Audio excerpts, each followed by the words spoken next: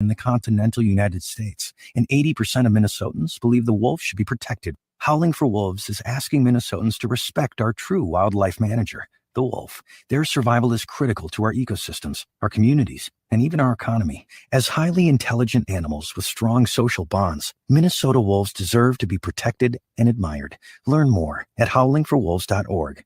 Let's live and let howl.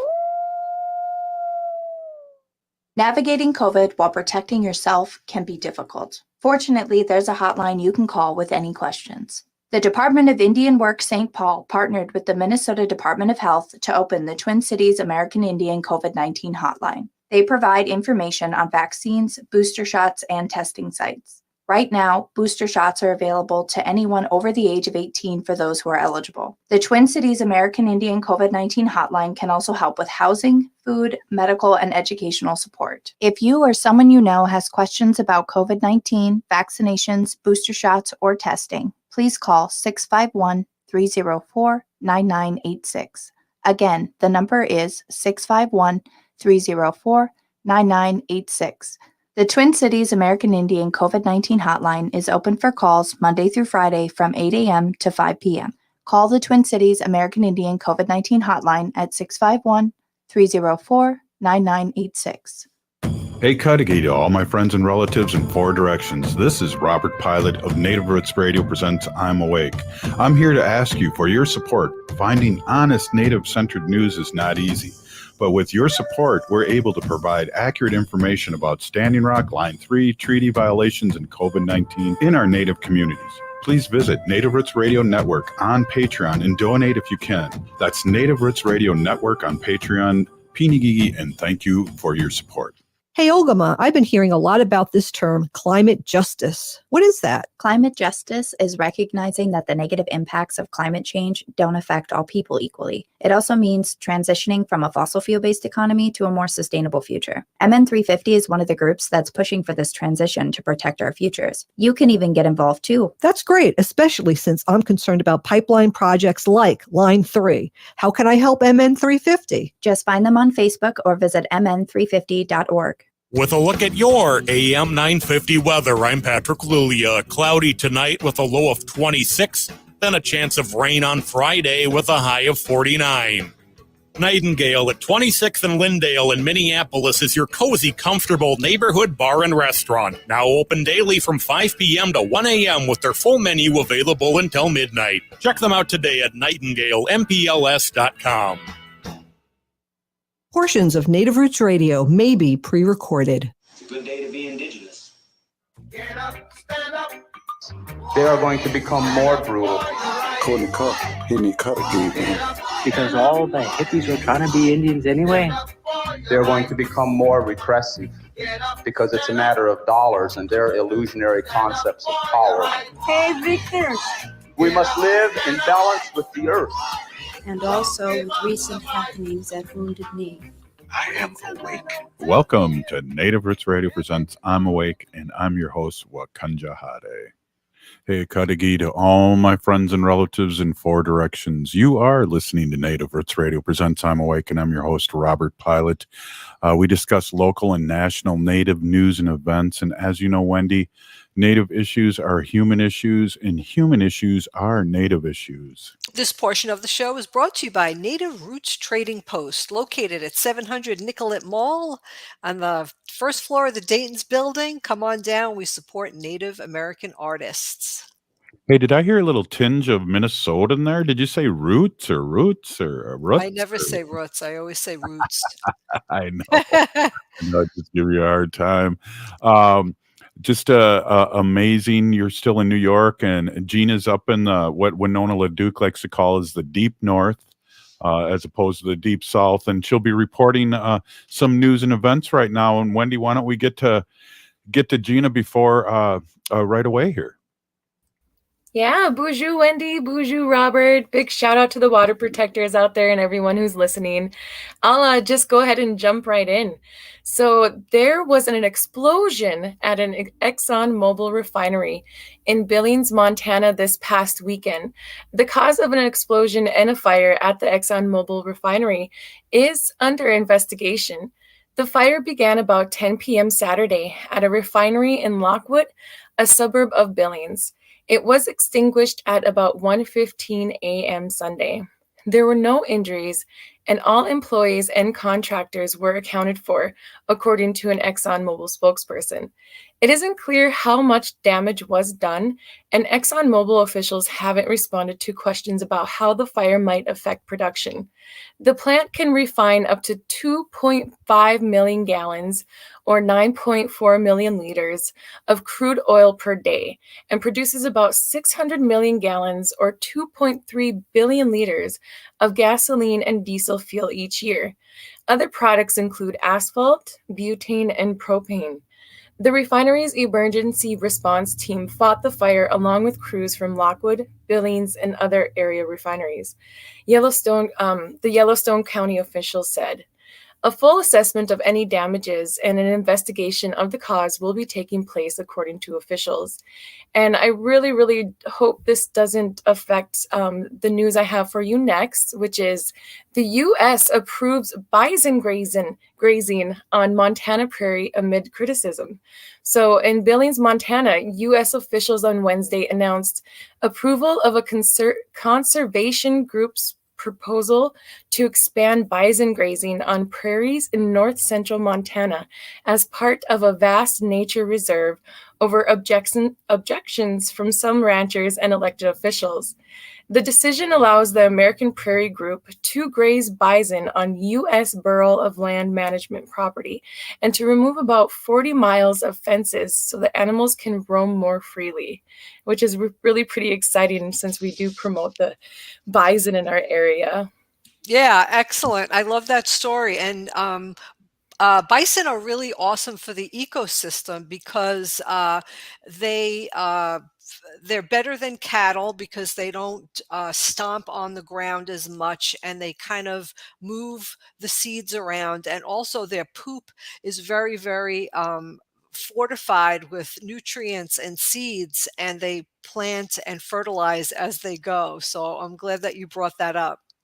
Can we say poop? Yes, we could say poop. Okay. Thank you, Gina. Yeah, I love that great news. Isn't it awesome? It's a step in the right direction for a new green revolution, huh? Exactly, and the bison are helping. Well, in more news, an article from the Intercept.com released there was an internal EPA report that describes an incredibly toxic work environment in the new chemicals division. A survey commissioned by the EPA describes a new chemicals division as a workplace full with industry influence of abuse and mismanagement. One respondent of the survey offered a description of meetings with companies at which risk assessors don't speak since they are too afraid. Another noted that staff has been told to leave the room when they expressed a scientific opinion which was contrary to management. Another staff member mentioned that people are made to cry regularly. This probably adds to evidence on why the EPA doesn't help with actually protecting the water and the environment, or won't help us shut down the oil gas pipelines. It looks like they are full of people who are not in support of keeping the environment up to tack with what we need. So let's just hope something comes out of this news that, things can be done, accountability can be happening, we can get the right people in those positions. No one wants to work in a hostile work environment, so it's just kind of sad to hear. And maybe they need to come take a look at the water protectors and the resistance camps and how they worked, because in my experience, those were great. But anyways. No, that's good. Did you see from your last story what was posted up here? Just be careful skipping across the prairie barefoot, you guys. You get the bison out there. So, hey, I don't think there would be any problem stepping in that poop. It might be pretty good for your skin or something like that. You never know. You. Okay. Moving on. So, news out of Aiken County, Minnesota. There is an ask to please make 2 phone calls to demand medical care for Shakoya Basswood. If they don't answer, please leave a message. And also share this info on your social media. Shakoya Basswood is being held in the Aiken County Jail, and the phone number is 218-927-7456. Also, please call the MEND Correctional Care Center, which is 320-774-1080, or email info@mendcare.com. I'll go ahead and say this information again at the end, and I will post it into the chat here. MEND is the jail medical company that killed Hardell Sherrill, Bruce Lundmark, and others while they were imprisoned, denying them medical care. We must demand they provide proper care for Shikoya. Shakoya Basswood is a 20-year-old Anishinaabe woman who was shot by Mahnomen Sheriff County, Dakota Zerny on March 13th, 2022. On March 25th, less than 2 weeks after the shooting, she was detained by police and brought to Aiken County Jail. Shikoya is currently being denied necessary medical care and is still in serious condition. Shikoya still has a bullet lodged in her spine and staples in her body that are now getting infected, but has not been given necessary medical nor has been seen by medical professionals since she was detained. So please, if anyone does have a chance, we need to make sure that this type of abuse does not happen while people don't have control over themselves while they are imprisoned. So please call Aiken County Jail. The phone number again is 218-927-7456. And also please call the MEND Correctional Care Company, which is 320-774-1080, or email info@mendcare.com. Again, I'll drop all that info in the chat, and please, we don't need this type of an abuse going on. And little bit of news I have left for you here. It looks like there will be a community informational meeting events going on about the toxic Huber Mill, a wood processing factory that will harvest wood within 100 miles of Cohasset, Minnesota, including wood out of the Chippewa National Forest in towns starting in northern Minnesota. There is an ask to attend these informational meetings in your area. It looks like we have 4 dates here: April 13th, April 14th, April 19th, and April 21st. And the cities that it will be happening in is in Walker, Minnesota, Cass Lake, Minnesota, Bemidji, Minnesota, and Grand Rapids, Minnesota. They'll be having a dinner, speakers, and there will be time for questions. So to learn more about these events, go to Honor the Earth's Facebook page or go to protectmnforests.org. Right on. Wow. Great again, Gina. Thank you so much. Great job. And we're going to have Robert Lilligren on next, and we're going to talk a little politics, local and national, and maybe talk a little bit about the Academy Awards, because we have some of our own history there. We'll be right back after this short break. Stay with us.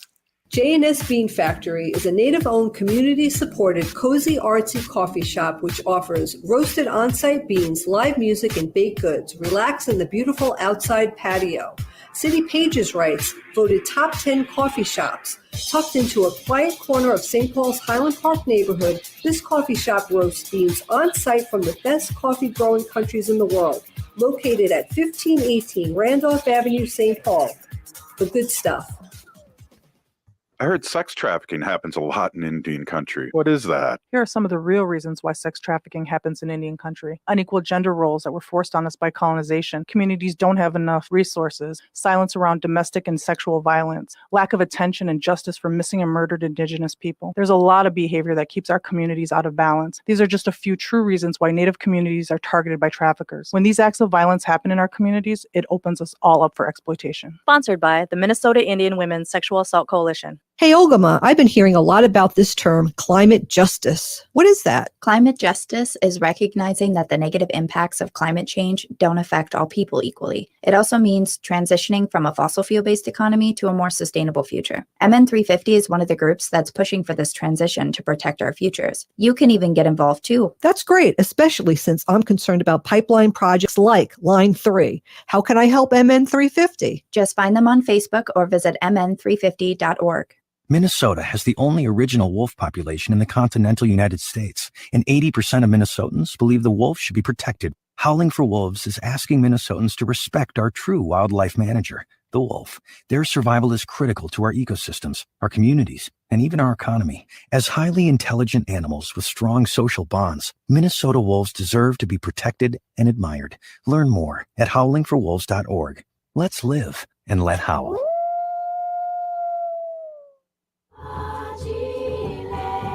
You're listening to Native Roots Radio. This is Spirit from Reservation Dogs. Get up and listen.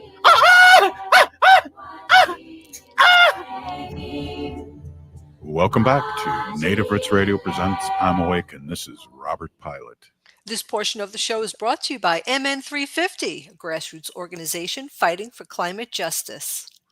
Hey, we're really excited. We haven't talked to Robert in a couple of weeks. Robert Lilligren, who's works at the Native American Community Development Institute here in Minneapolis and the Twin Cities. And I just love talking to Robert and just kind of BSing about current events and what's happening nationally and what's happening locally. And you're looking good, Robert. It's okay. It's okay. I thought we were going to talk about what's happening with my hair here. I'm not quite flowing. It's flowing. It happens to me all the time.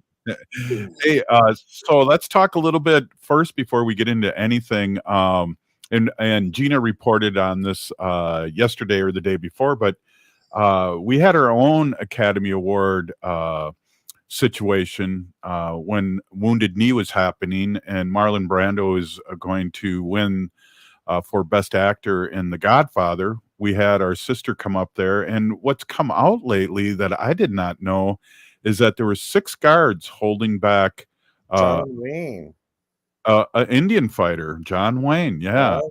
What the heck? All this stuff comes out later. What's the deal? Yeah, I didn't know that either until it just came out. And I remember that. I mean, I remember I was always into the Academy Awards even as a kid. And I didn't get any of all that, dynamic and pressure that was going on. I just thought it was just really cool to see a Native woman up there speaking, I thought it was kind of emotional. And then, to read about that John Wayne was literally trying to rush the stage to pull her up.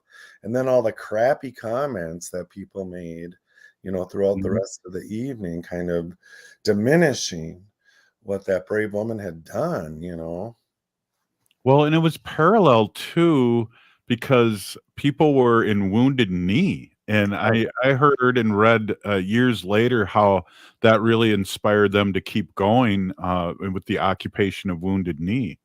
So it's just to connect the dots. It's really interesting. Very interesting. I had a feeling we were going to talk about the Academy Awards tonight. Other stuff. I mean, that's talked out, and I'd rather talk about, instead of the Academy Awards, maybe the what's going on with the Supreme Court's wife.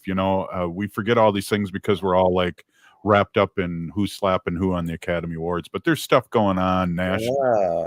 Well, and that's interesting. And there's all this sort of treasonous stuff going on, right, at the highest level of U.S. democracy. It's bad. And so whether it was the former president, and now you have credible judges saying it's very more likely than not that our president committed felonies, crimes, and but what's going on? We have CBS News hiring somebody that worked in the Trump's office, thinking that we're all going to switch to Republicans soon because of the next election. And, just all these weird upside down things where I really feel like, Robert, it's really important that we have this show and that you come on, because the mainstream media is a little obscure, it's more than a little. Well, right. And well, and it matters so much where people get information, and not that, I'm the best source or anything like that. But I do think these conversations are good. And you brought up Ginny Thomas, the spouse, the wife of Justice Thomas. And that's just getting darker and darker the more that comes out. And I think the thing that's important to remember is Ginny Thomas is not an outlier. She is in the center of justice in this country, of functional justice.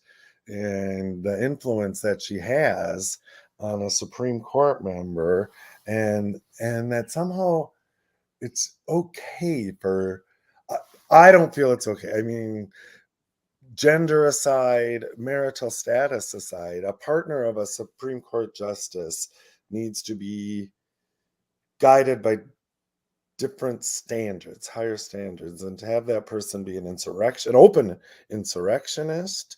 I mean, talk about the word treason. I mean, it all feels so treasonous. Yeah, if you don't mind, can I update our viewers on what's going on with Ginny Thomas? Yeah, please, Ginny. So she is a Republican activist, and she's married to the Supreme Court Justice Clarence Thomas. And it was released, some of her text messages were released relating to the January 6, 2021 riots. These texts were to former White House Chief of Staff Mark Meadows. And it sparks questions, about her involvement with it. And it says that she has it says she sent a total of 21 text messages urging him to find a way to keep former President Trump in office. So with all this going on, and with the Supreme Court Justice Clarence Thomas and the position he is in, it's really concerning that she would be involved like that. It's hugely concerning, and it escapes no one's notice that Justice Clarence Thomas was the alone against the former president providing records to the January 6th Commission. And so people are pushing for Clarence Thomas to recuse himself at the very least. Now, Congresswoman Betty McCollum, St. Paul here in Minnesota, has called for him to resign. Yeah. And I think that would be a good idea, because I think one of the things I would like to back up to what you just said, and if you could say that again, it's like, she's not an outlander. She's mainstream. Right. This. Right. And she represents a whole sector of our population who feel that way. And it's about maintaining the status quo. It's about the people who have power, excluding anyone who isn't like them from having power as well. And to me, it feels so anti-American. And once again, I get kind of frustrated. I always feel like, as Native people, we're put into the position to defend this country, which hasn't treated us very well at the end of the day, but at least it's some level of protection. And with these insurrectionists, these QAnon people like Ginny Thomas, that's so anti-democratic principles. I just don't get it. Well, when are they going to make Fox News not call them news and call them opinion? And when are they going to, really, because they aren't the news. I mean, I talked to a former student of mine, and I knew her parents, and 20 years ago, I was a teacher of hers, and they've gone off the deep end because they're locked in on Fox News. It's amazing how many people in this country that's happened to. Right. And then how do we find our way back from that, right? And it's got to be only the people that watch Fox News that think it's actually news, right? When we were asking that question, when are they going to have to stop calling themselves news? It made me think, well, I guess the title Entertainment Tonight is already taken, because it's really some kind of weird entertainment presentation. It's not news. And so, but I've heard of other people, and I don't have any in my life. I mean, I have some, fairly right-wing people in my life, but I don't have any Fox News devotees in my life. So I don't quite get it, how you can see that it's news, but I read the little recap every day just so I'm up on what the opposition is saying. Right. And yeah, it's just a scary situation, because for me, this is a Native American show, and where we are sitting in the social ladder at times is maybe the first to be attacked when it comes to if there is any kind of attack. And I say that vaguely, but I think you know what I mean, Robert. Oh, for sure. And blamed for the outcomes that the colonizers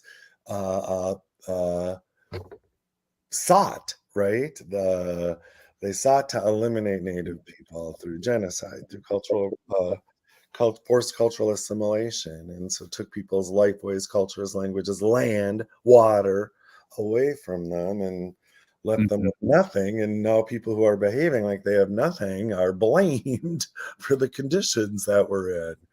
Exactly. Nate put an interesting comment up, and I'm not going to read the comment. It's up there, but it's, news is news. All information is opinion without video evidence is in its entirety. That's a really good point. And I also want to add on to that a point too, is that we always get a hard, the liberal news, CBS, CNN.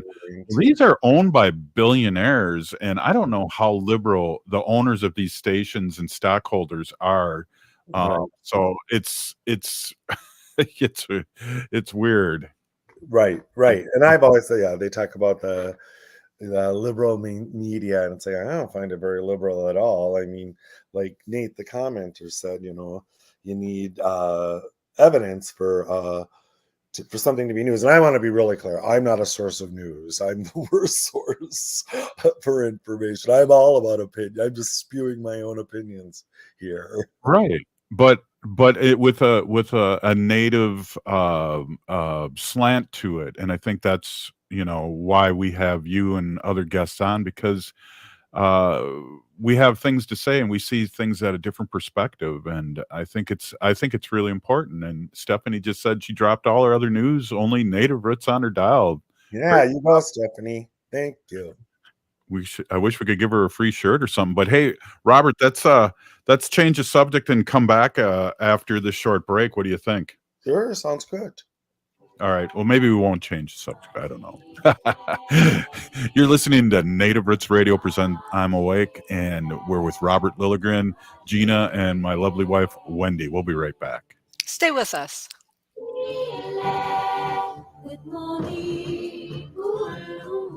Hey, Wendy, what are we doing for dinner after the show? How about we go to J. Selby's on 169 Victoria Street in St. Paul? They have a delicious plant-based menu that's compassionate and environmentally sustainable. I'm getting their spot-on vegan Big Mac, the dirty secret.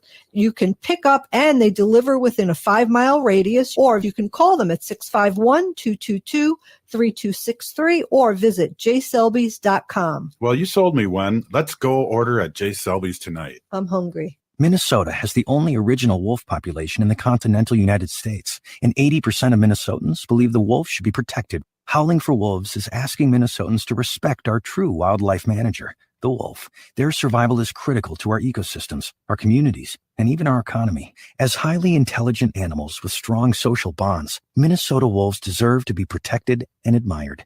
Learn more at howlingforwolves.org. Let's live and let howl.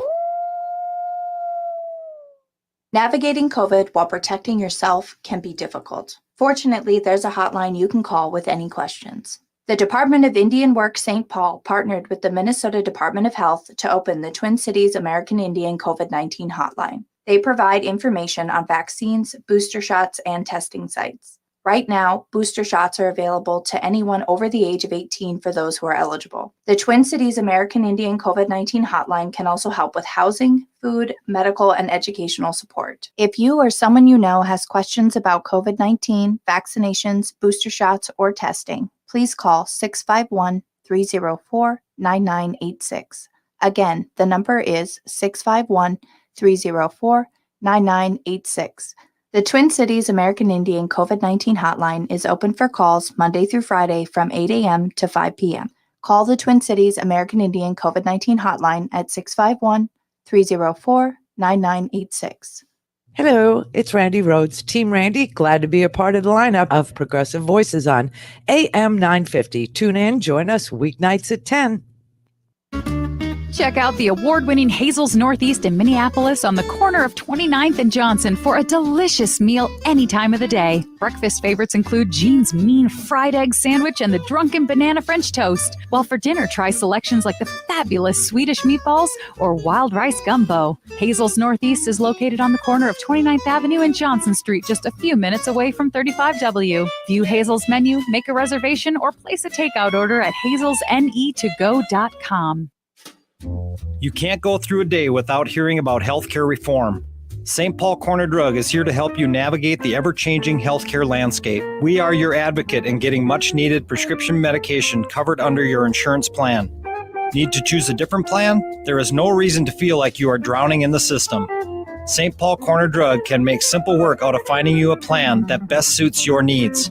You can rest assured at St. Paul Corner Drug, pharmacy the way it should be. Join author Douglas Stewart on April 29th at Next Chapter Booksellers for a reading of his newest book, Young Mungo. A story of queer love, Young Mungo is the brilliant second novel from the Booker Prize-winning author. It's a vivid portrayal of working-class life and a deeply moving story of the dangerous first love of two young men. That's Booker Prize-winning author Douglas Stewart on Friday, April 29th at 6 p.m. at Next Chapter Booksellers off Snelling and Grand in St. Paul. Tickets at nextchapterbooksellers.com.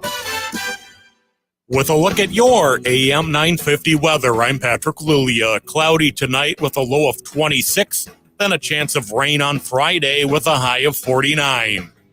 At Warner Stellian, we thought it was about time you got paid. Now through May 3rd, we'll pay you $50 for each qualifying appliance you buy during our Stellian stimulus sale. Save up to $1,000 on laundry pairs ready for fast free delivery. Buy now at warnerstellian.com.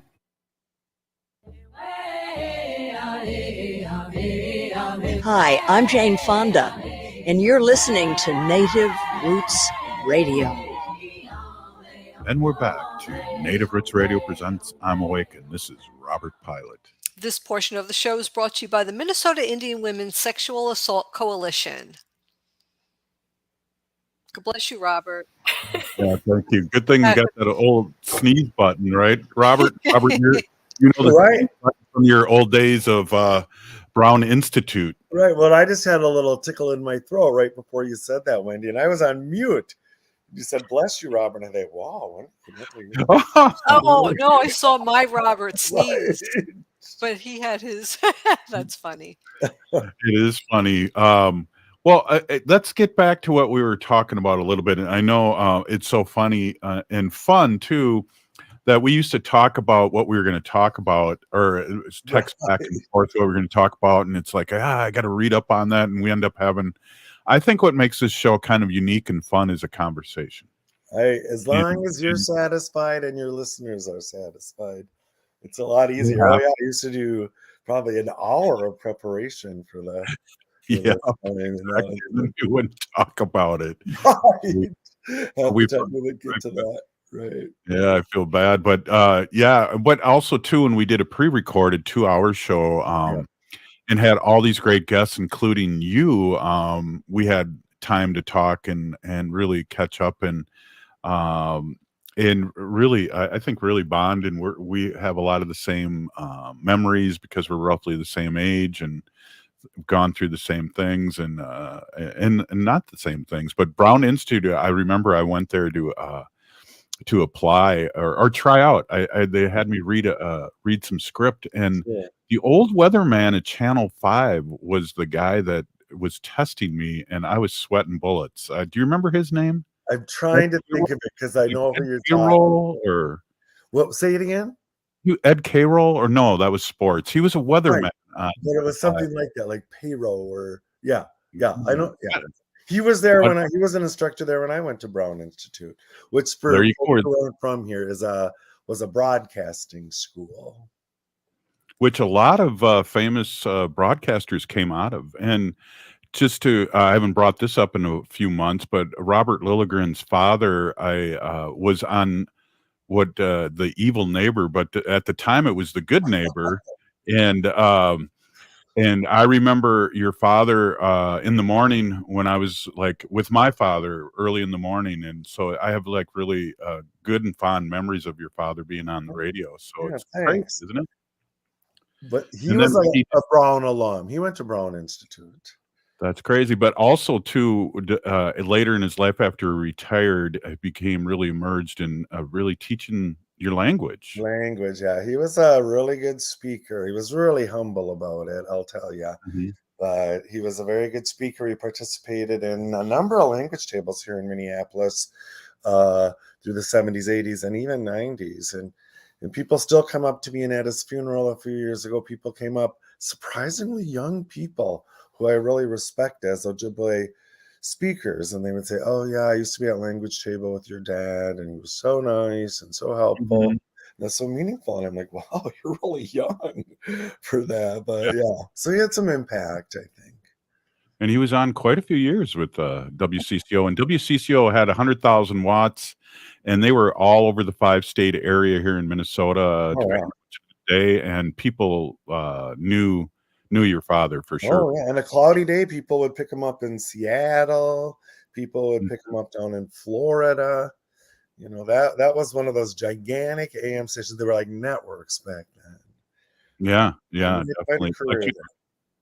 Kind of like the WGN of Chicago, but more homey, I think, Yeah, because we could pick up WGN and listen to the Cubs back in the day, sure. too, but I regress. Right. Yeah. Hey, you're always so kind in your memories of my dad. I appreciate that. Thank you. Yeah, and it's cool because it coincides with memories of my father too. Sure. So that's what's really cool about it, and Yeah. I think I shared this story with you before, but in our house, all the cars, the first button on the radio, used to push a button to move the dial, and the button was always set at WCCO 830. The first button. And then when you used the car, once you could drive, you had to put it back to CCO before you got out of the car. And I was in my 20s before I learned that you could actually set those buttons. Right. I thought every car in America, the first button went to WCCO radio. That's funny, and that's a great story. But and it's different now, and the business is different because that was locally owned, and I think CBS owns them now. And we were just talking trash about CBS earlier, so things change. It was a powerful local radio station. Yeah, it was. And my dad was, to his credit, he really took his Native identity into that space where there weren't Native people at the time. And again, I think kind of made a difference. Well, we haven't talked in 2 weeks, and one of the things, there was a thing happening at the Capitol while Wendy and I were in New York on last Friday. Can you talk a little bit about that? Yeah, it was beautiful. And so it was a rally, a press event, and then a rally around this effort we're calling the Urban Indian Legacy Initiative, or UILI, and it's an effort to bring capital dollars into the urban Indian communities in Minnesota to invest in facilities. And we have these great organizations, the legacy of AIM, the legacy of Clyde Belcourt and our other founders. We have this density, this richness of organizations, and a lot of them are 40, 50 years old. Facilities are 40, 50 years old, kind of falling apart. And we need capital. We need dollars infused into these organizations so that we can carry on this legacy of our founders into the next generations. And so under the leadership primarily of Dr. Joe Hobart at the American Indian OIC here in Minneapolis, and building on maybe 6 or 7 years of collaboration between the urban Indian organizations in our approach towards funding, and especially at the state capitol here. We've had this very organized and deliberate effort where some 16 Native orgs have come together, identified the needs within the facilities, the capital dollars that we need, prioritized those, and now we're seeking them. And it's a hefty price tag, around $90 million, and we've been making some progress, and I gotta tell you, it's been so cool.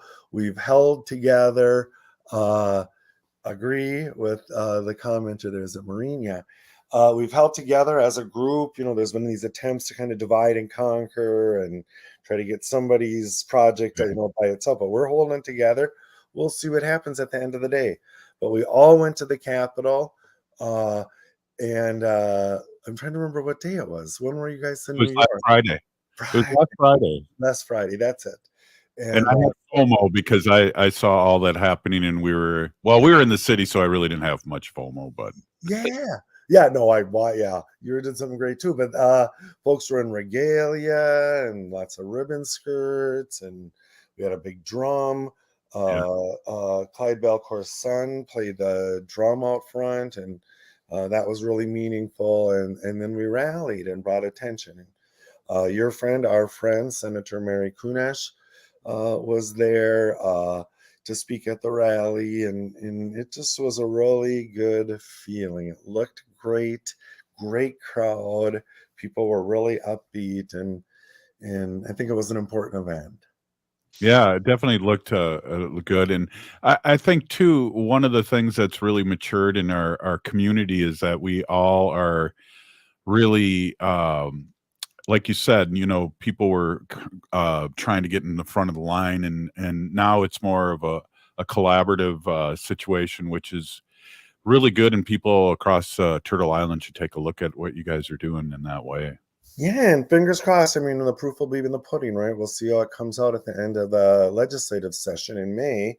And then the idea is, I mean, we're realistic. We're going for all of these funds, but we'll see what we get, and we can keep, then once projects are fully funded, we can keep adding projects to the list, right? So the list can always keep, projects can keep moving up. We can keep working collaboratively, but it's really been a huge elevation in the awareness of the issues of urban Indian organizations and how we work collaboratively and collectively with our reservations, with our tribal nations, and that there's specific attributes and conditions within the urban community that make it kind of a different thing, right? And so, yeah, fingers crossed.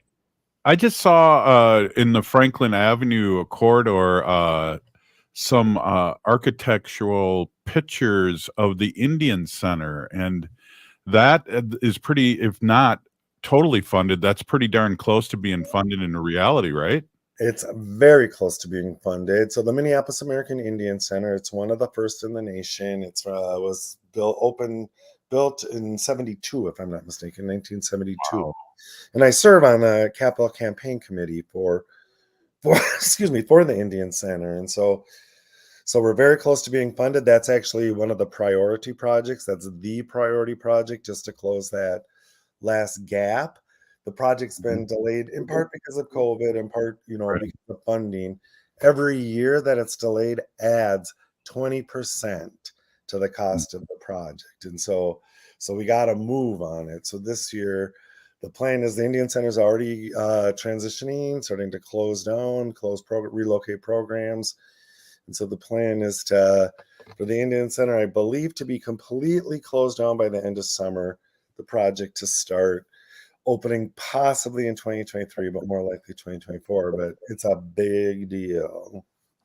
They're keeping part of some of the parts and building around it, kind of, and it looks beautiful. I mean, the restaurant out in front, it looks really beautiful. It's gorgeous. Restaurant in front, gallery in front. It really took sort of a new approach, new sort of leadership there, both at the staff and board level. And they did a really thorough process of, mission identification, strategic planning. And they really had to shift their model from, in 1972, it was a straight up service center, right? People went there, came to the city and went there for services.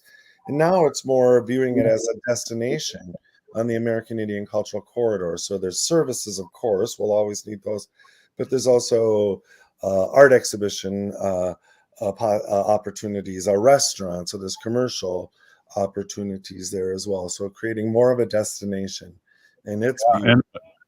And it looks beautiful, and they're going to have Charlie's going to be in there too somewhere, I'm sure. Oh yeah. Thank you, Robert. Thank you so much. Have a great day. This is Native Roots Radio presents I'm Awake, and we'll be right back with Wendy in our Sacred Animals section. Stay with us. Hey, Olgama, I've been hearing a lot about this term, climate justice. What is that? Climate justice is recognizing that the negative impacts of climate change don't affect all people equally. It also means transitioning from a fossil fuel-based economy to a more sustainable future. MN350 is one of the groups that's pushing for this transition to protect our futures. You can even get involved too. That's great, especially since I'm concerned about pipeline projects like Line 3. How can I help MN350? Just find them on Facebook or visit mn350.org. When we heal from our traumas, when we face our fears, let go of our addictions, when we relearn our values, when we live our teachings, respecting our elders, cherishing and honoring our children, when we honor and take care of our spirit, there will be no room left for sexual violence. Sponsored by the Minnesota Indian Women's Sexual Assault Coalition. The Senior Linkage Line is a free statewide service of the Minnesota Board on Aging in partnership with Trellis. I have volunteered with seniors nearly 15 years, working alongside their compassionate team. I am honored to partner with Trellis as we help our elders find housing, compare costs of Medicare prescriptions, and learn how to avoid fraud and scams targeting seniors. We help our elders optimize well-being as they age, and we can help you too. Reach out today at trellisconnects.org. J&S Bean Factory is a native-owned, community-supported, cozy, artsy coffee shop which offers roasted on-site beans, live music, and baked goods. Relax in the beautiful outside patio. City Pages writes, voted top 10 coffee shops. Tucked into a quiet corner of St. Paul's Highland Park neighborhood, this coffee shop roasts beans on-site from the best coffee-growing countries in the world. Located at 1518 Randolph Avenue, St. Paul. The good stuff. This is Winona Duke of Honor the Earth, and you're listening to Native Roots Radio. I'm Awake. Welcome back to Native Roots Radio presents I'm Awake, and this is Robert Pilot. This portion of the show is brought to you by Howling for Wolves, protecting wolves for future generations. One more. I think I live for that. Hey, pretty awesome. I want to introduce my awesome and beautiful wife, Wendy. Wendy's been an animal advocate for many years, and also been on the show as long as the show has been around, talking about our sacred animals, which we as Native people call our relatives, and we mean that in a good way. So, Wendy, thanks again, and welcome. I miss you. You'll be home soon. But go ahead, take it away. Yeah, hi everybody. My name is Hanaji Hihani. That means cares for them, and I was given that name by my Dega, which is Curtis. And Dega in Ho-Chunk means uncle, and he goes by Mashke Hanajinga, which means walks on white clouds. So always thank Curtis for that name. I'm a humane policy volunteer leader for the Humane Society of the United States, and I work on animal issues at the local and state level, and it's always my pleasure to do that. But Robert, I just want to say this, even though we are, 1,900 miles away from each other, we're still in sync. You know why? Why? Because today I was kind of thinking about, well, what am I going to be talking today about on the radio? And I was kind of just like flipping through some articles that I had, and I saw an article that the hummingbirds right now are starting their migration from down south, and then they migrate all the way up north to where we were. And then I went on Facebook and I saw that you put a post up about hummingbirds. See, we were having telepathy, right? Right on. But and we both love hummingbirds. We have a couple show up in our backyard, and you do that really nice. Make your own concoction because the other ones are kind of poisonous, right? I wanted to talk about that, yeah, because I think in years past I have harmed some hummingbirds because I didn't know what I was doing. So I just like to bring awareness about how to take care of the hummingbirds, and I know a lot of people like to put out those feeders for the hummingbirds, and there is a particular way that you should be doing that. And there's actually a public service announcement that was placed by Christy Dreyer in Minnesota. She's a naturalist, and she posted a really sad picture, but I'm just going to read her post, but there was a picture of a hummingbird that is sick right now because the hummingbird got a fungal spores that germinated on the tongue and in their gullet. And what happens is that was caused by people mixing honey or anything other than plain white sugar with water. So some people think like using honey or other like brown sugar or raw sugar instead of just plain old white sugar and water. And what could happen is you have to mix it in a certain way. So you want to do 1 part of sugar to 4 parts of water, no organic sugar, no raw sugar, no brown sugar, no powdered sugar, no honey, no artificial sugar, just use plain old white sugar mixture. And this is actually which is most similar to the actual flower nectar that the hummingbirds go for. And again, it's 1 part sugar to 4 parts water. And the other thing that's really important, which I made a mistake in because I just figured I'd mix the water and sugar and put it in the little hummingbird feeder thing and hang it out there and just leave it. But you can't do that. Every couple of days you have to dump that out and make fresh nectar for the hummingbirds and then clean out that thing that they go in. So you want to change the sugar water mixture every couple of days, especially during high temperatures, as it will start to ferment. And the fermentation is what leads to the fungal spores on the hummingbird's tongue and gullet. And what happens is their little tongue gets stuck in their mouth and they can't use it to feed, and then they die. So it's really important to if you're going to put a feeder out for the hummingbirds, you have to be committed to cleaning it and changing it every couple of days, which I've gotten really good at. You don't want to use any of those dyes either, or buy any of the pre-made stuff that has the red dye in it. That's really not good for them. So just make your own. You could boil it and then just let it set.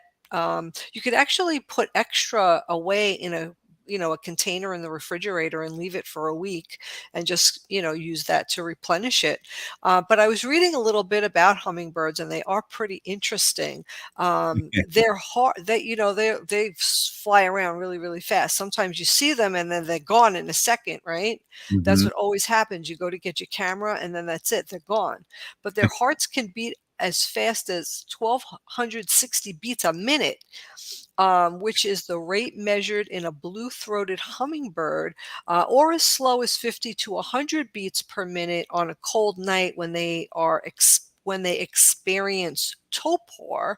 And torpor is a hibernation-like state. So they go into a hibernative state also.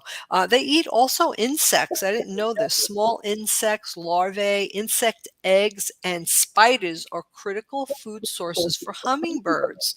The insects provide the fat, protein, and salts the birds cannot derive from the nectar. And these are crucial nutritional components, especially for rapidly growing hatchlings. Most hummingbirds die their first year. Isn't that sad? But when they've survived a full annual cycle, their life expectancy goes up dramatically. So if they make it through that first year, they could live up to 6 years. A little hummingbird can live up to 6 years.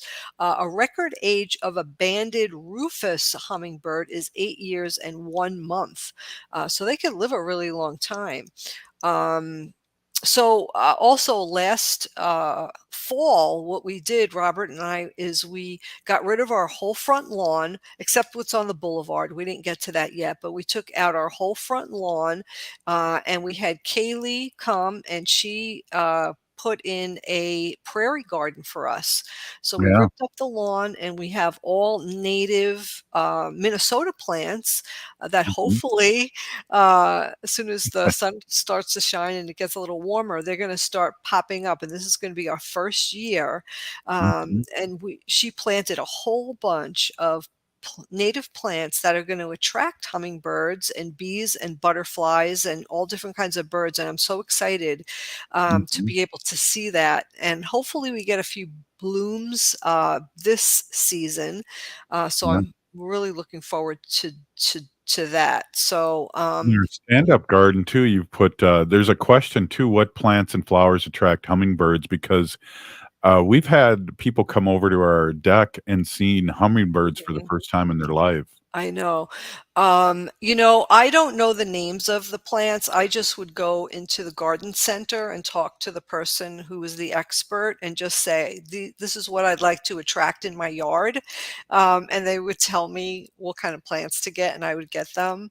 Most of them were very, very bright colored plants, but you could ask any person or even Google it. I'm sorry, I don't know the names. I'm horrible about learning the flowers. I have little signs in the yard that have all the names of the plants, but I couldn't even tell you one of them. I'm honestly that bad. It's horrible. So Well, I think when we do the feeder, that's where they go to a lot, is the feeder with the sugar water that you made. Of course, Yeah. they've been going in but they're so fast. But I know they are attracted by that for sure. And I don't know if we get the same couple that come in and we should start naming them or what, but That's a good thing that you just said that, because they do remember hummingbirds. I should mention that they are very, very smart, and they'll go to the same people's houses year after year after year if they get a good source of food. So yes.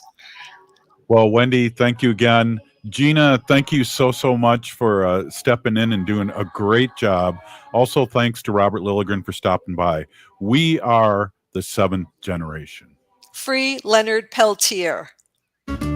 Check out the award-winning Hazel's Northeast in Minneapolis on the corner of 29th and Johnson for a delicious